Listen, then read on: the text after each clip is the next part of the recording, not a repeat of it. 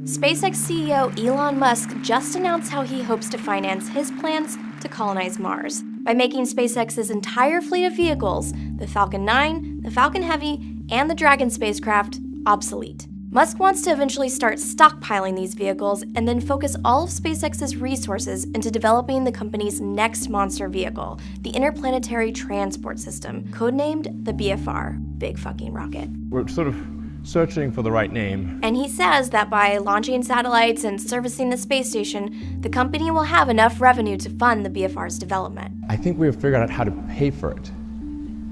This is very important.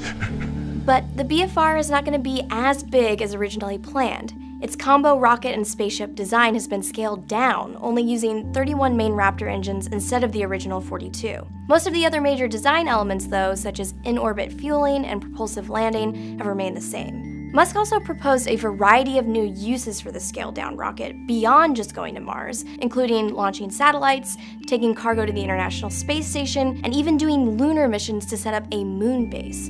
SpaceX's current Falcon 9 fleet is used to do a few of those things already, but Musk says eventually the company will turn to the BFR to do all of its space missions. By making the Falcon Heavy and Dragon redundant, the teams and resources dedicated to those rockets can be applied to the BFR.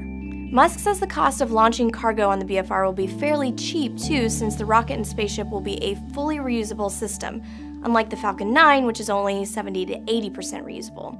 However, SpaceX did not say how much it would likely cost to launch the BFR. The timeline for this is incredibly optimistic too, if not unrealistic. Last year, Musk claimed the first crews would start flying to the Red Planet as early as 2024. And this year, he said the first 2 cargo BFR ships will launch to Mars in 2022.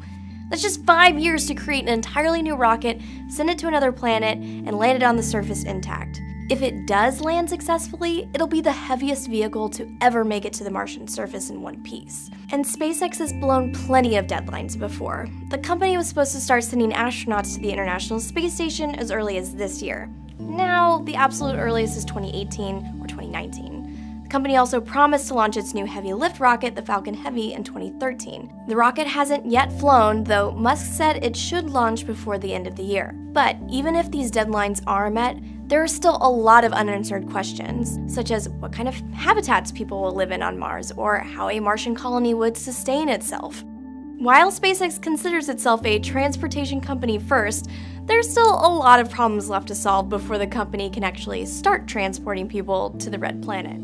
Successfully tested it up to its design pressure, and then went a little further. So we wanted to see where it would break, and we found out